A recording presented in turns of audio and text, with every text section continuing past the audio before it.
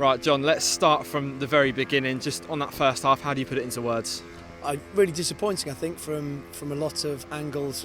We created our own problems in terms of the 2 goals conceded, just not quite being positive enough on the first goal, letting the ball drop to Matty Taylor, and then they build from there, and going 1-0 down against the side who are decent enough. They've had a really good season is quite difficult, let alone going 2-0 down with again a mistake from us playing out from the back. No problem with us trying to play. There's just a bit of detail in and around how we want to go about doing that we need to get a bit better. So having missed the penalty as well just before half time, really disappointing, but overall to come back into the game after pretty much everything went wrong in that first half was really pleasing. After that blow of the penalty miss, what can you say at half time to the players to sort of rally them together and regroup as well? Yeah, just to convince them that they're still in it and there's still plenty of game to play, another 45-50 minutes or whatever it is to make sure that one goal really changes it, and there's plenty of time to get back in it and go again. And that actually, things weren't a huge disaster in the first half, apart from a couple of the mistakes that we made. But we were still well in the game. If we'd have scored the penalty, it would have been 1 goal in it. As it was, it wasn't, and that was it really. Just positivity, making sure that we believe that we can get back into the game, which we did. You looked to the bench in the second half. You made a change at the break as well. What sort of impact do you think they had? I thought the subs came on were excellent. We had to make one quite early on, and Michael Jacobs ended up scoring. I thought Clark Robertson was excellent for 45 minutes, and Tom Lowry affected the game. I think he was pivotal, in the build-up to the penalty in the second half.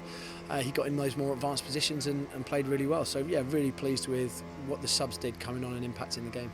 Just on Tom Lowry, you brought him on and changed formation as well. You had Crackers and Tom sitting just in front of Ryan Tunnicliffe. What impact do you think that had on the game?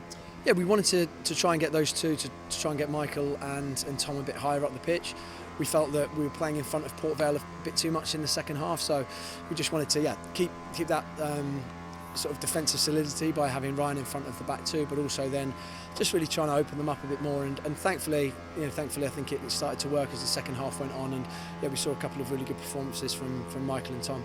You obviously had the disappointment of the 2 goals conceded in the first half, the penalty miss.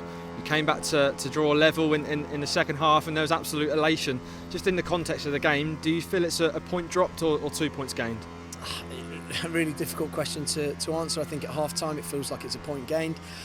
Overall it feels a bit like it's 2 points dropped because of the fact that we really should have, having not made those mistakes, just come away from that with a 2-0 victory on whatever it would have been. But ultimately we didn't. We did make too many mistakes and we got what we deserved. So I think when we reflect on it overall, we'll look at it as a point gained.